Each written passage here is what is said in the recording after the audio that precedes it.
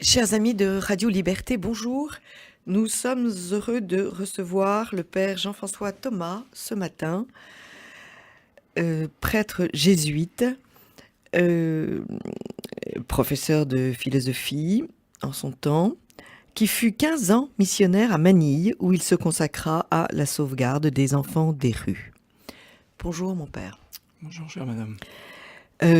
Vous avez déjà publié 2 livres que j'ai beaucoup aimés, Les Mangeurs de cendres en 2015 et Les larmes de la forêt. Et ce livre, Le goût des myrtilles, est un peu comme une métaphore explicitant les mangeurs de cendres, en fait. J'ai réalisé. Oui. C'est une illustration effroyable de ce que vous avez démontré dans Les Mangeurs de cendres. Peut-être pouvons-nous rappeler quel était ce livre Les Mangeurs de cendres. Oui, qui est très important. Alors, le goût des myrtilles, c'est un roman. Oui. Un récit roman, puisqu'il y a des aspects qui sont de la vie réelle. Oui, c'est un roman pamphlétaire. Et un roman pamphlétaire, oui. Mais enfin, tous mes écrits sont généralement pamphlétaires. Oui. Donc. Et en revanche, Les Mangeurs de cendres, c'était un essai spirituel. Oui. Donc, avec le traitement de certains thèmes de notre vie intérieure. Pas toujours avec une vision optimiste, tout au moins du premier abord, mais débouchant sur l'espérance. En ce qui concerne le goût des myrtilles, c'est en effet l'illustration parfaite de la dérive de la société contemporaine, mais tout de même avec des figures qui savent résister au milieu de ce raz-de-marée. 4 très belles figures qui savent résister et qui sont comme un roc au milieu de la tempête. Mais je voudrais revenir sur votre expression « les mangeurs de cendres », parce que c'est une image biblique, c'est un terme très très fort, et il a eu beaucoup d'impact sur moi, parce que je trouve que cette métaphore explique bien notre époque. Vous pouvez la rappeler. Alors en fait, au départ, je désirais intituler ce livre Le Catoblépas. Donc cette figure un peu mythique et monstrueuse qu'on trouve également dans la Tentation de saint Antoine de Flaubert. Cette espèce d'être diabolique qui en fait est tellement bête qu'il se mange les pieds lui-même. Qui représente bien également le monde contemporain. Donc ensuite, j'ai changé en prenant Les Mangeurs de cendres parce que, bon, c'est déjà plus parlant que le Catoblépas. Oui. Et il me semble que chacun d'entre nous, personne ne peut l'éviter, chacun d'entre nous est un mangeur de cendres. Nous sommes tous influencés par ce qui nous entoure. Nous sommes tous abîmés et blessés par tel ou tel aspect de la dérive contemporaine. Donc, et de la culture de mort. Et de la culture de mort, oui. Donc nous détruisons beaucoup de choses et en fait, nous nous nourrissons de ce que nous détruisons. Oui, ce qui est tout de même le comble de l'absurde. Alors, vous avez beaucoup travaillé avec le cardinal Henri de Lubac. Est-ce que vous pouvez nous parler de cette personnalité ? Le père de Lubac, c'est un des premiers jésuites que j'ai connus, avant même d'entrer dans la compagnie. J'étais un peu téméraire, à vrai dire. À l'époque, je préparais ma thèse de philosophie. J'étais très jeune, j'avais moins de 20 ans, et j'avais décidé de contacter le père de Lubac, qui n'était pas encore cardinal, évidemment.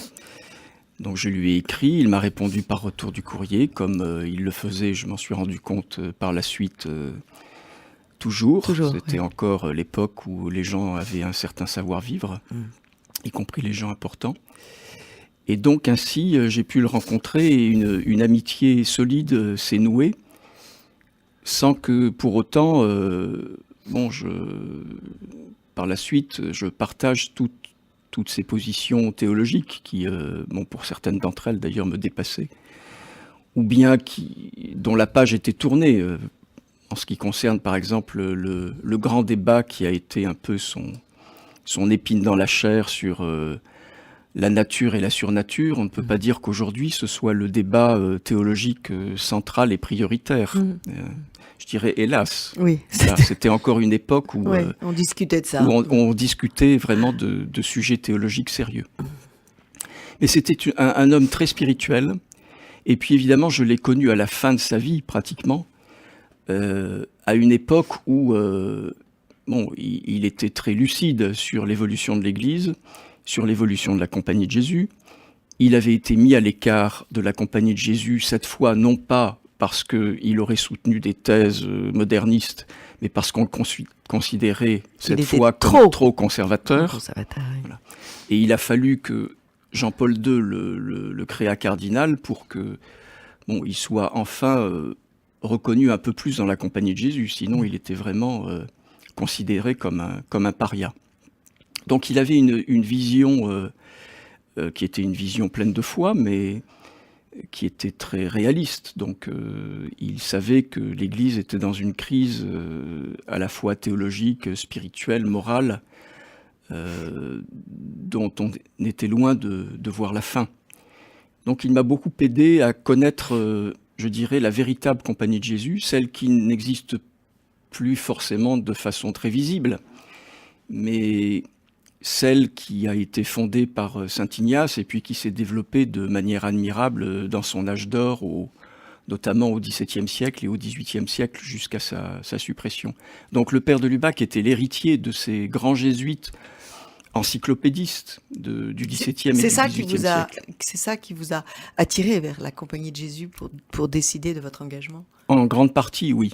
Et parce que j'étais persuadé, j'étais, comme je vous l'ai dit, jeune et naïf, que pratiquement tous les jésuites étaient semblables au père de Lubac. Ce n'est que par la suite, en entrant dans la compagnie, en y vivant, que je me suis rendu compte que la Compagnie de Jésus était beaucoup plus diversifiée et que tous les jésuites ne ressemblaient pas au père de Lubac ou bien à d'autres grands jésuites que j'ai pu connaître. Cela dit, il en est ainsi de tous les groupes. Il doit y avoir...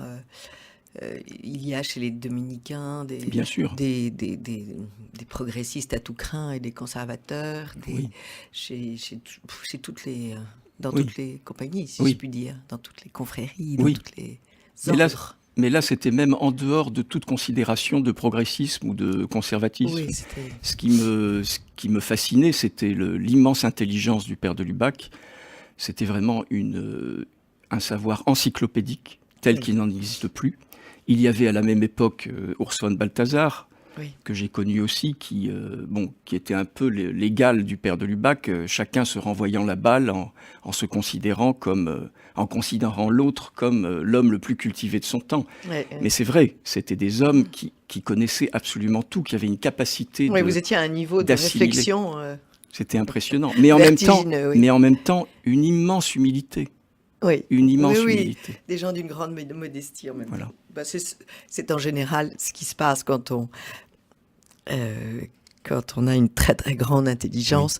On sait tout ce qu'il nous reste à apprendre. Oui. Et à condition de ne pas se laisser prendre au piège par le malin. Et puis on sait que on sait qu'on est une créature de Dieu. Donc j'ai rencontré, grâce à Dieu, j'ai envie de dire, quelques personnes très très intelligentes par le métier que je fais, et j'ai toujours été frappée de leur immense modestie. Et c'est un bienfait. Enfin, c'est une.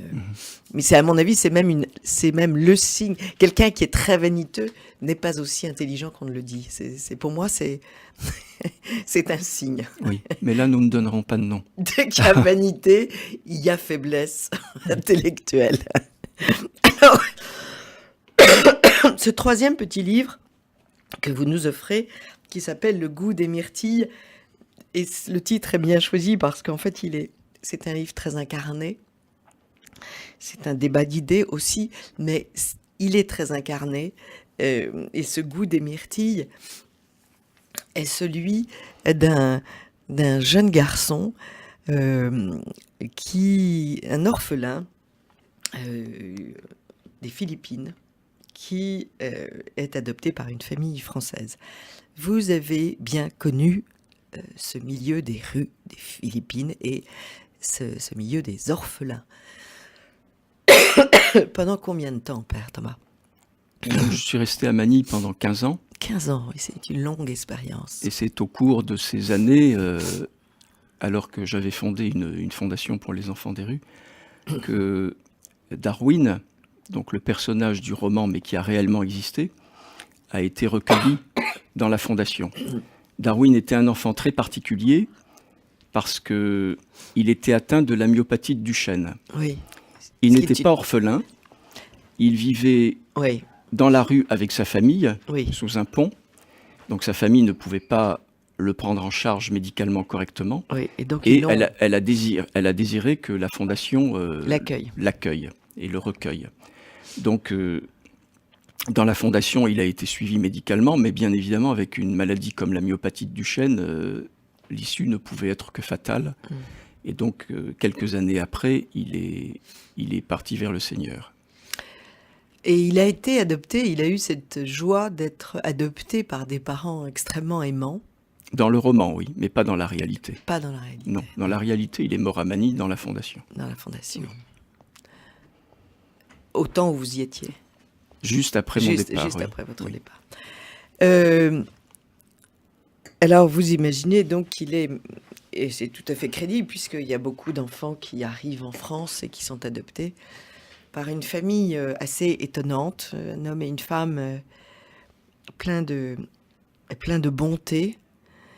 Et puis un troisième personnage, un troisième adulte qui s'appelle Albert, qui est justement cet homme très intelligent et qui s'est retiré dans une maison près des bois, qui ne peut plus supporter le monde tel qu'il est et tel qu'il ne va pas.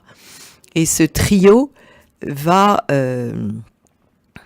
en quelque sorte faire une espèce de forteresse autour de Darwin pour lui rendre la vie la plus agréable possible. Alors, cette petite famille est dans un petit village, une petite ville, un petit bourg, et vous nous présentez la ville de Péchamps, avec ses traits caractéristiques finalement de tous les bourgs d'aujourd'hui, la fête foraine. Les fêtes. Constamment. Les fêtes constamment, oui. La fête, en effet, la fête du Téléthon, la fête de la citoyenneté, on va y venir parce qu'elle est effrayante, et la rave party à Noël. Là, vous y allez très fort. Alors, on va commencer par les fêtes... Avec la complicité de l'évêque du lieu. De l'évêque du lieu, oui. Alors, ce qui est intéressant dans ce roman, c'est que vous nous décrivez ce petit monde par les yeux de Darwin, qui est vif comme un gardon et très intelligent et qui s'étonne toute la journée. Oui, et qui est innocent, évidemment. Complètement innocent, oui. C'est ce qui m'a paru intéressant, c'est de faire atterrir un enfant provenant de la grande pauvreté philippine au sein de notre monde français qui étouffe sous la richesse matérielle et sous les aberrations idéologique. Qui nourrit les chiens. Qui nourrit les chiens et qui... Avant de nourrir les hommes. Et qui tue les enfants. Et qui tue les enfants, oui. Ce regard on va donner la parole à votre texte parce que c'est ainsi que on peut bien... on peut bien sentir les choses, c'est très important. On peut bien sortir Alors, d'abord, tous les personnages, les trois adultes, sont tout de même des gens qui sont très conscients des dérives.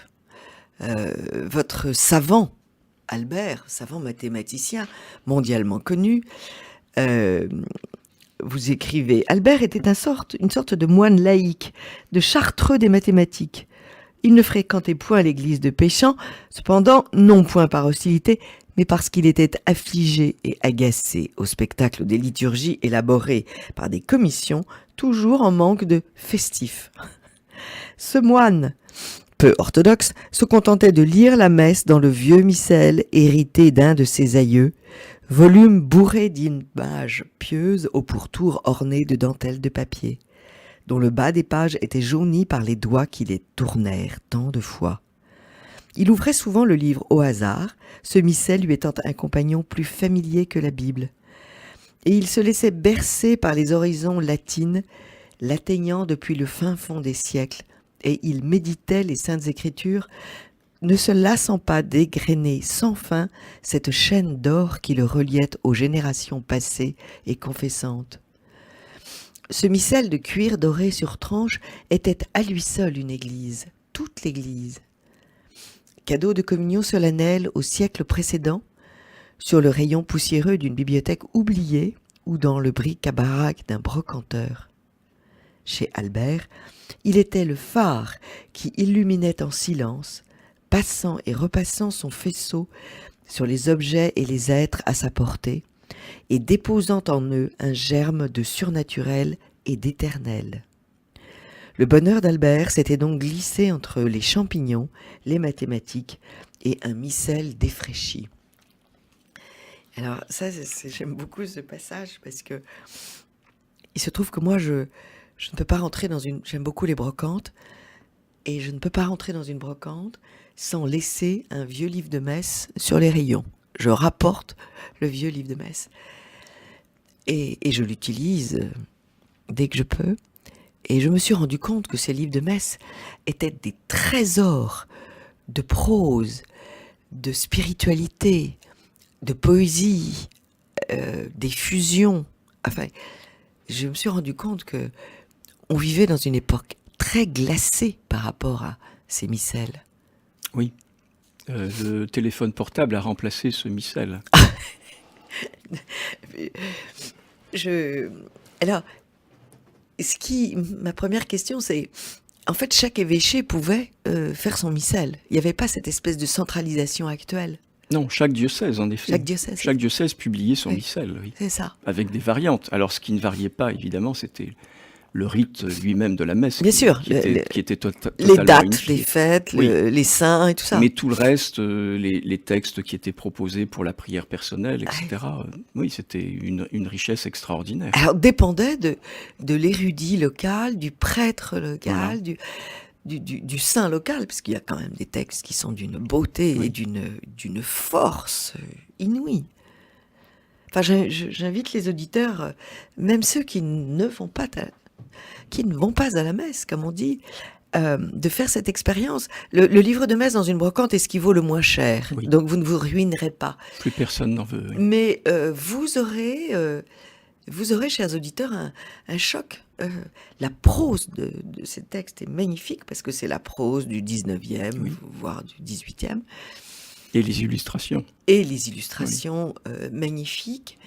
Et tout d'un coup, vous faites un retour en arrière ou un retour au-dessus, ou un décollement de la réalité pour atteindre un temps très, très spirituel. Et ça, c'est très important. Mais votre petit Darwin, lui-même, il est extrêmement... il est en liaison directe avec le ciel, j'ai envie de dire. Oui, le réel Darwin était d'ailleurs en liaison directe avec le ciel. Oui. Depuis sa mort, l'an dernier, j'ai été contacté par le postulateur de sa cause. Ah oui. Sa cause a été ouverte dans le diocèse de Cubao, donc qui fait partie du Grand Manille. Ah oui. Je ne suis pas étonné, en même temps, je suis un peu réservé parce qu'il y a derrière, à mon avis, toute une manipulation, une récupération, instrumentalisation de la part de certaines personnes. Oui, puis on sanctifie un peu beaucoup en ce moment. Voilà.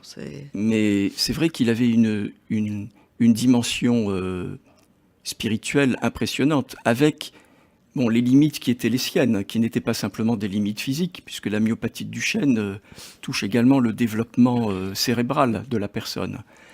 Mais c'était un enfant et ensuite un adolescent totalement rempli de Dieu.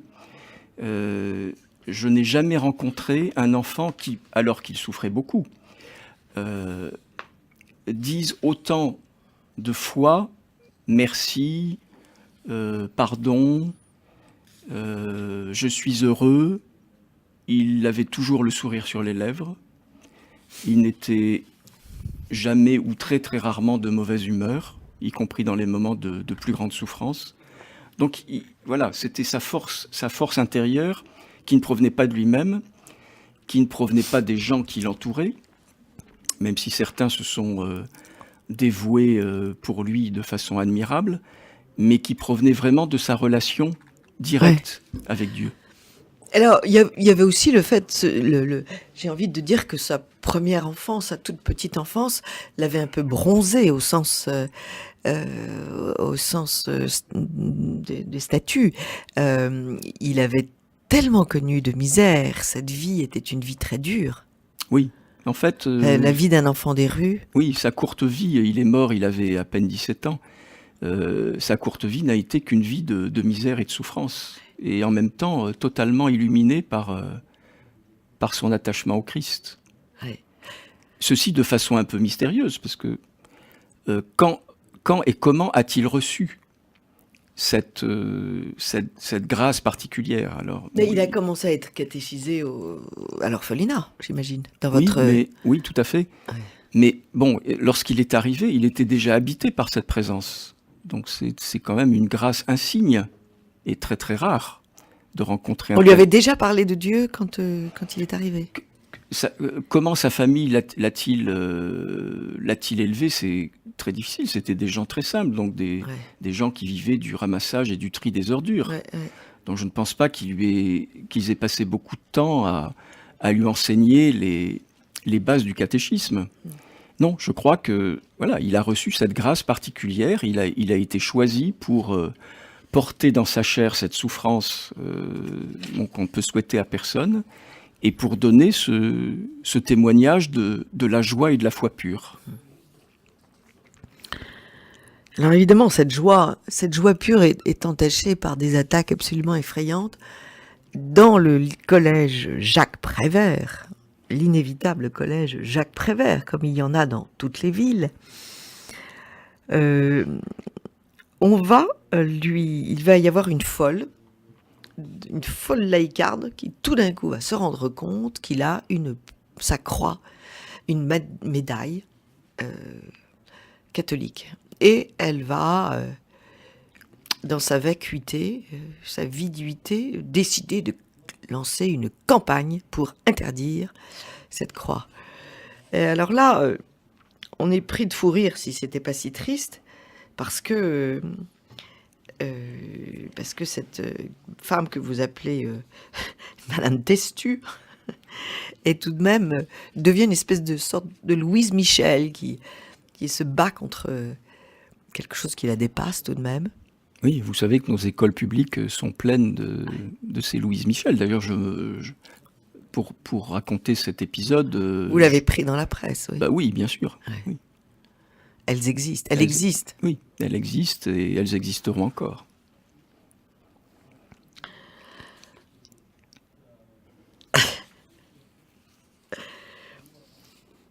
Et alors voilà votre texte qui est quand même très amusant.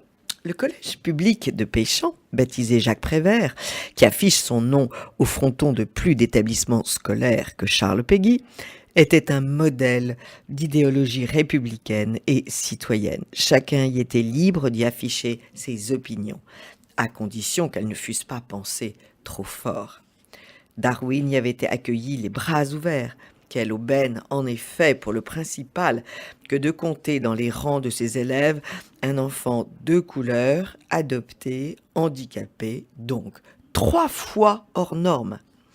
Résumé en Darwin, se conjuguait tant de chances de métissage, de cohabitation avec la différence, de lutte contre les exclusions et les intolérances. Il intégra donc une classe normale, lui qui était anormal. Les professeurs s'entichèrent de lui, car sa peau était vraiment brune, ses cheveux raides et noirs, et il conservait un léger accent tagalog lorsqu'il parlait. Il regrettait cependant que Darwin ne fût pas bouddhiste, ou mieux, musulman, car ça l'aurait Cela aurait ajouté au charme du respect des différences sous l'œil conciliateur de Marianne. Ils en tenaient, ses parents français, pour responsables, les soupçonnant de n'avoir pas respecté la religion de naissance de leur fils adoptif. Les Duparlier étaient chrétiens catholiques même, ce qui était pire. Bon, mais tant qu'ils gardaient pour eux-mêmes leur superstition, cela ne concernait pas l'institution républicaine héritée des Lumières. On ne se réclamait pas en vain du génial Prévert au collège de Péchamp.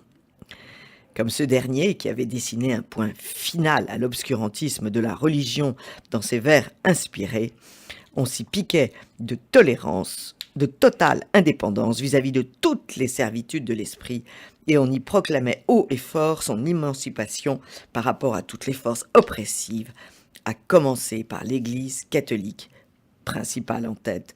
On y était des fidèles serviteurs des lois de séparation entre les cultes et l'État, et on tenait à le faire savoir, même s'il n'existait aucun péril dans la demeure apparemment. Et voilà la description de l'état d'esprit de ce collège, qui est absolument parfait. Ces gens sont d'une hypocrisie absolument totale. Parce que, vous le dites bien sûr par la suite, ils accueillent ce petit enfant handicapé, alors qu'en fait, toutes les lois sont faites pour éradiquer à la naissance ces handicapés. Donc, il y a une espèce de... Vous savez qu'en ce qui concerne la myopathie de Duchenne, c'est un fait avéré. Maintenant, la myopathie de Duchenne n'existe plus en France. Oui, alors on va dire, ah c'est magnifique, ce sont les progrès de la médecine, on peut guérir. Non, on ne peut pas guérir la myopathie de Duchenne. Supprimer les malades. On supprime simplement les enfants dans le ventre de leur mère, systématiquement. Alors, c'est le moment d'évoquer ce qui se passe à l'ONU, où justement cette loi naturelle, cette loi du décalogue, tu ne tueras point, va être considérée comme, disons carrément le mot, crime contre l'humanité. Oui.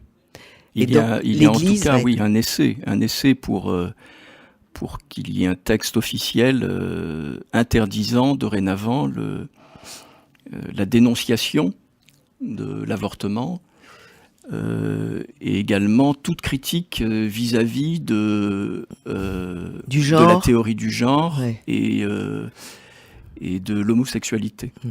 Donc voilà, reste à savoir si l'Église, par son représentant officiel, acceptera une telle pression. On peut évidemment aujourd'hui s'attendre à tout. Le fait même que ce type de pression, de proposition, mais de pression existe au sein de l'ONU, de façon ouverte maintenant, pas simplement de façon cachée, comme cela a pu l'être durant quelques décennies, montre à quel point nous sommes dans un régime mondialiste qui est en train de museler toute pensée personnelle.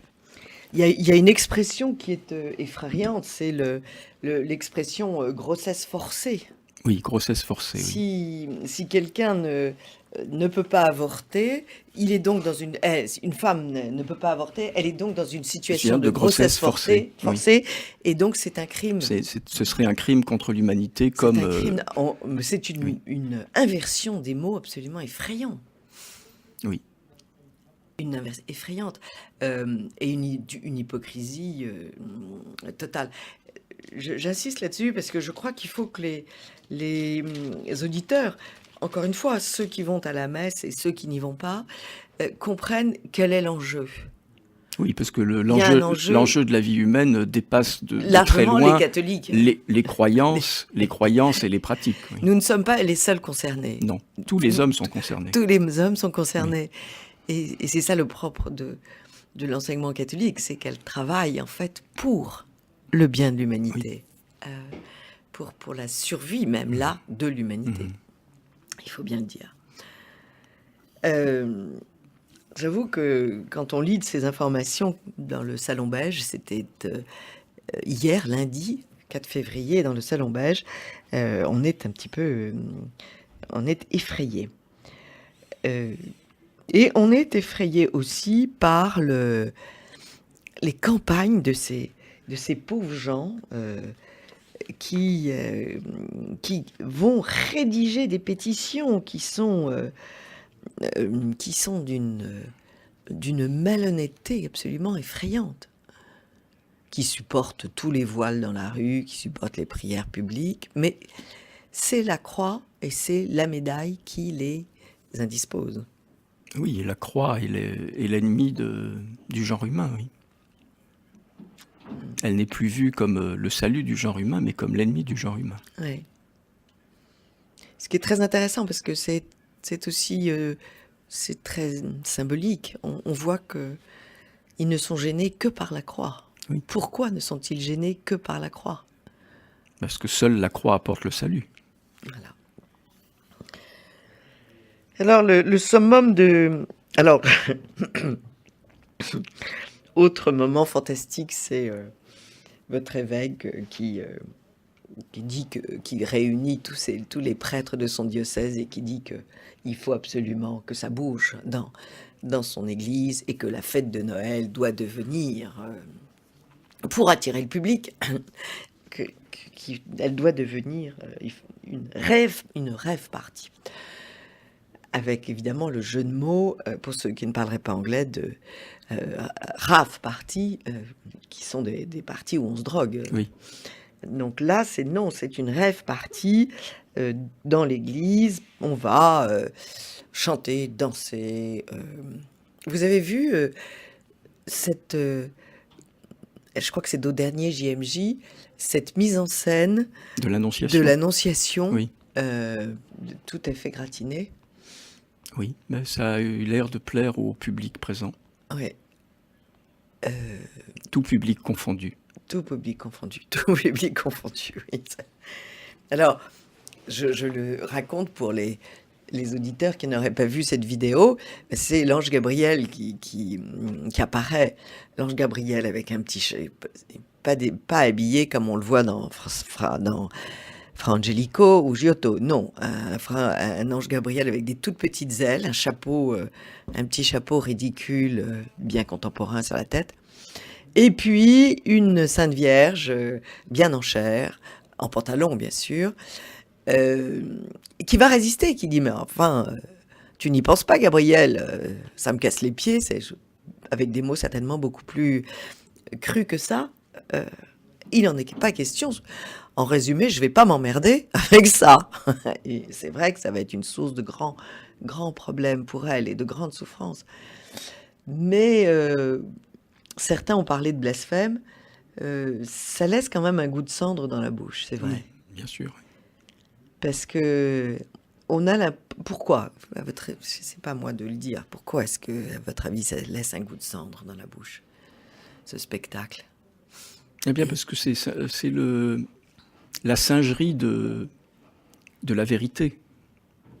Et c'est très adroit à chaque fois, parce que dans tous ces spectacles, il y a la part de dérision, mais ça va plus loin. Il y a quelque chose qui, à mon avis, est démoniaque. C'est une singerie.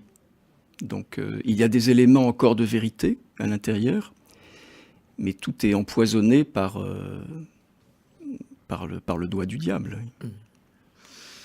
Mais bon, rien de nouveau. Cela dure depuis quelques décennies dans l'Église. Ça dure depuis très très longtemps. Oui. Alors il y a toute la critique du Téléthon, là, cette espèce de cérémonie effrayante que nous connaissons tous et qui est sinistre. Mais la partie la plus importante de votre livre, c'est toute la partie finale où le pauvre petit corps de Darwin se rétrécit, s'immobilise, les muscles s'atrophient et il est obligé d'être porté à l'hôpital. Et là commence pour les parents la bataille avec le personnel la médical. Plus grande bataille. Toutes les autres batailles avec l'école, etc., c'était des batailles futiles par rapport à celle-là. Parce que là, il s'agit de la vie de leur enfant. Et il va falloir qu'ils se battent contre ceux-là même qui, normalement, devraient se battre pour la vie de tout patient.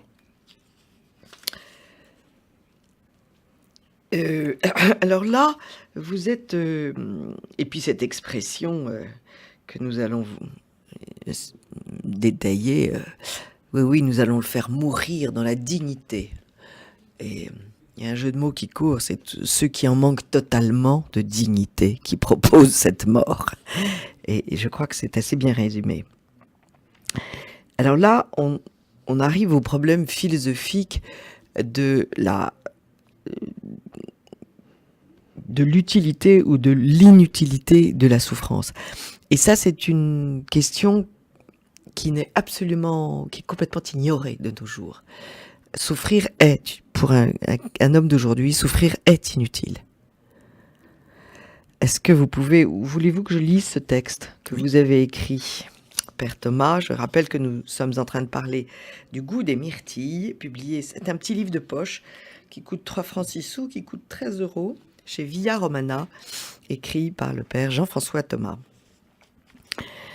Donc le professeur vient voir les parents et le professeur leur dit « Nous allons bientôt atteindre une limite au-delà de laquelle il faudra prendre une décision drastique, car ni vous ni moi ne souhaitons voir cet enfant souffrir trop longtemps, inutilement. » Jean l'arrêta d'un geste en posant une main ferme sur l'avant-bras du médecin. « N'allez pas plus loin, professeur, nous risquerions de perdre grandement l'estime que nous vous portons, ma femme et moi. Si vous entendez par là qu'il faudra aider Darwin à mourir plus rapidement, notre réponse est non, non, catégoriquement et sans retour. » Et puis, enchaîna Régine, « Nous ne considérons pas comme vous la souffrance inutile. Elle est mystérieuse et scandaleuse, mais elle n'est pas absurde. Elle n'est pas le signe d'un échec. Si vous souhaitez protéger votre pouvoir médical en éradiquant l'existence de la souffrance, qui est hors de votre portée, vous manquez singulièrement d'humilité. La médecine n'aurait-elle donc pas à reconnaître ses limites? À chaque fois qu'elle est confrontée à ce qui la dépasse, l'issue de secours pour garder la tête haute et ne pas détruire des statistiques serait-elle donc d'éliminer celui qui n'a pas su guérir?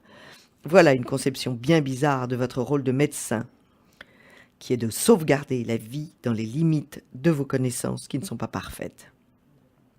Et le professeur réplique, « Vous ne semblez pas être au courant des lois qui sont appliquées dans notre pays pour le bien commun. Le gouvernement actuel a fait voter par l'Assemblée à une large majorité la possibilité pour le médecin en charge d'un malade handicapé physique et mental, d'un patient ayant atteint le stade terminal dans son mal ou bien ne pouvant pas espérer de progrès dans son état, de décider s'il ne serait pas plus utile et humain de mettre un terme à des souffrances et à une dépendance qui abîme la dignité de la personne. » Alors on est là, Vincent Lambert, pour la 4e fois, est condamné à mort. Oui. Votre livre... Tous les jours, il est condamné à mort, Vincent Lambert. Tous oui. les jours. Et pas simplement en France, d'ailleurs, mais nous parlons de notre pays. Donc, c'est vrai que actuellement, rares sont les domaines où la science, comme on dit avec un S majuscule, rares sont les domaines où elles ne connaissent pas de succès. Et les quelques domaines où elle connaît des échecs ne peuvent pas être acceptés par ce monde scientifique. Donc la souffrance, bien évidemment, c'est quelque chose qui existera toujours. Alors, la seule façon de supprimer la souffrance, c'est en donnant des doses de plus en plus fortes de morphine, jusqu'à atteindre une euthanasie qui ne dit pas son nom. Mais vous savez que c'est une pratique courante dans les établissements hospitaliers français. Alors, c'est sur l'utilité de la souffrance. C'est ça sur ce sujet-là que je voudrais vous entendre, parce que c'est ce qui est le plus difficile à comprendre. Oui, mais il n'y a pas grand-chose à dire. Il suffit de regarder un crucifix. Voilà. C'est là que la souffrance prend son sens. Bien évidemment qu'on ne doit pas cultiver la souffrance. On doit tout faire pour lutter contre la souffrance. Mais évidemment en respectant la vie. Mais la souffrance qui a un sens, a un sens quand on contemple Jésus qui souffre. Sans Jésus qui souffre, c'est tout à fait absurde. Oui, c'est le Christ qui a rendu cette souffrance utile. Bien sûr. Alors elle a aussi une autre utilité, c'est que l'enfant touche du doigt l'amour de ses parents. Extraordinaire. Il y a une atmosphère d'amour dans cette chambre Oui. qui est éblouissante. Mais dans les grandes épreuves familiales, Ouais. bon, si les familles existent encore, Oui. c'est à ce moment-là que l'amour peut s'exprimer de la façon la plus profonde. Et il ne peut plus s'exprimer avec des mots. Avec des mots, mais ses yeux traduisent ce bonheur de la présence. De la présence de ses parents. Et de cet amour qui l'entoure, comme des bandelettes, on a envie de dire. Tout à fait. Il est submergé par cet amour. Oui, et cet amour de ses parents va être le canal qui le jette dans les bras de l'amour divin. Et ce qui se passe d'ailleurs donc avec ces parents de Vincent Lambert qui se battent extraordinairement. Alors l'affaire est présentée devant le Conseil d'État, mais j'ai toute crainte. Comment va réagir le Conseil d'État ? Oui, mais si le Conseil d'État réagit en autorisant l'euthanasie, Vincent Lambert sera la première figure emblématique d'une nouvelle forme de martyr. Ouais. D'autant plus que, là aussi, c'est pour informer nos auditeurs, il y a des dizaines d'établissements spécialisés, des dizaines de professeurs de médecine spécialisés dans le traitement de ces maladies et dans le soin à apporter à ces individus dont on dit qu'ils sont en état de pochirelationnel, c'est-à-dire très peu de relations avec le monde extérieur. Tous ces gens se sont présentés à l'hôpital où est gardé prisonnier Vincent Lambert, parce que c'est quand même incroyable. Il est gardé prisonnier. Oui. On croit cauchemarder. Il est gardé prisonnier pour son bien.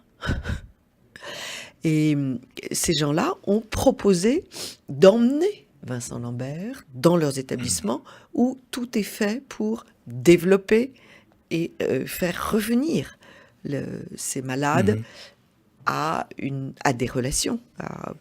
Et comme Vincent Lambert est jeune, il a 45 ans, il a le temps de voir son état si on s'occupe de lui, c'est-à-dire si on le fait bouger, si on le sort à l'air libre, si on le stimule, et on a l'impression là que le diable est quand même à l'œuvre là. Oui, mais de toute façon, rien ne peut convaincre les partisans de l'idéologie de mort. Quand on a fait ce choix, on est vraiment là au milieu des fous, quoi. Condamner sciemment, accepter la mort, bien, l'inéluctable, bien, mais je veux dire, provoquer la mort, oui. Il faut quand même être sérieusement atteint. C'est quand même, on est dans un monde de fous. Oui. Dans un monde de pervers. Dans un monde de pervers, oui.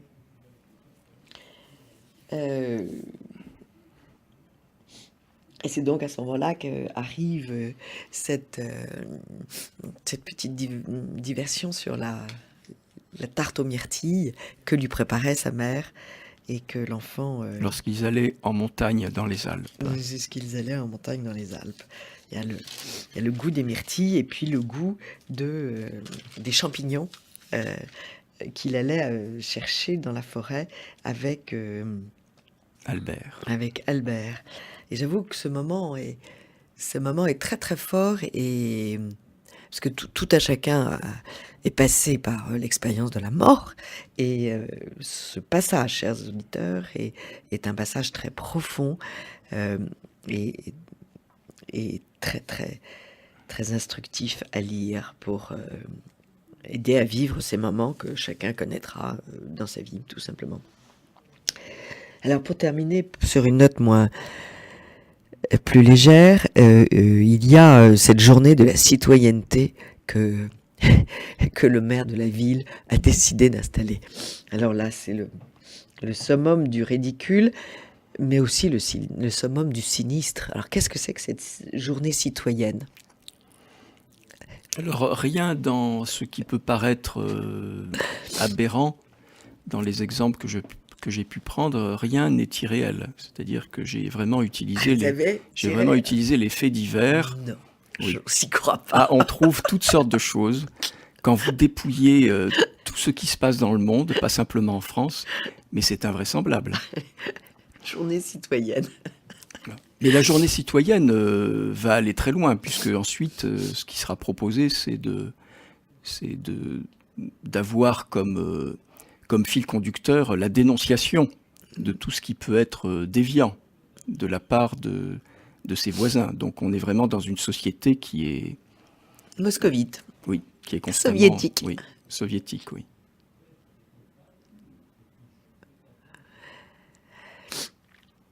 C'est vous avez un petit scalpel à la main et vous décortiquez ce que vous voyez.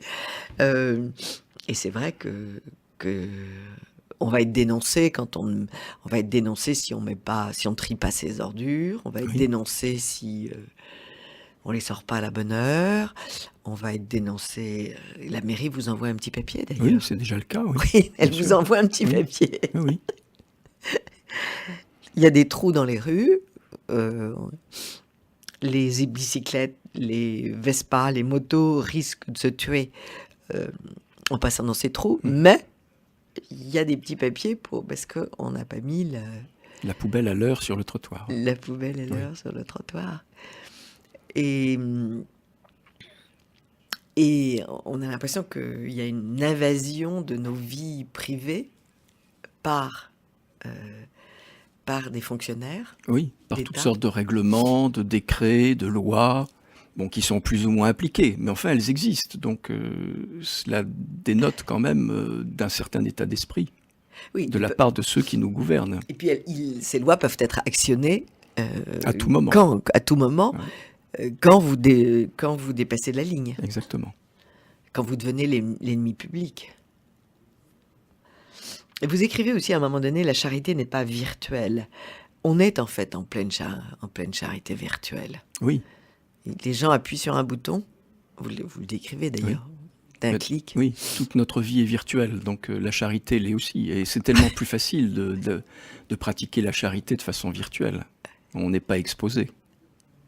Oui, il n'y a pas d'odeur, comme dirait Chirac. Oui, il n'y a pas d'odeur, exactement. Il n'y a pas d'odeur et il n'y a pas de sueur, il n'y a pas de travail, il n'y a pas de... Il n'y a pas de larmes, il n'y a pas de sang. Il n'y a pas de larmes, il n'y a pas de contact. Il n'y a pas de contact. Et ça, c'est vraiment la grande mode actuelle. Hein. On donne pas de son temps, on donne... Enfin, faut pas exagérer, il y a quand même des gens qui donnent de leur temps. Bien sûr, oui. Non, non, tout n'est pas noir. Il y a beaucoup de gens qui donnent de leur temps. Mais la charité la plus générale, c'est le virtuel. Le virtuel, oui. Et d'ailleurs, le financement de cette charité est la proie d'escrocs merveilleux. Oui, d'escrocs officiels, reconnus publiquement, officiellement, au plus haut niveau. Au plus haut niveau, Oui. oui. Parce que la moitié de cet argent est en général détourné pour... Puis c'est tellement rentré dans les mœurs. Il y a un film très, très amusant avec Danny Boone que j'ai vu il n'y a pas très longtemps. C'est un radin forcené, qui ne veut strictement rien dépenser, qui s'éclaire avec la lumière de la rue, qui ne reçoit personne, bien sûr, qui est obligé d'inviter quelqu'un au restaurant, qui va donc déclencher la pompe à eau du restaurant au moment de l'addition pour ne pas la payer. Et en fait, sa famille a monté un bobard. C'est un homme tellement bien. Il a abandonné ses filles, bien sûr, à la naissance. Il a monté un bobard. Plutôt, sa compagne d'un jour a monté un bobard en disant que il n'était pas radin, non. Il gardait tout son argent pour un orphelinat au Mexique.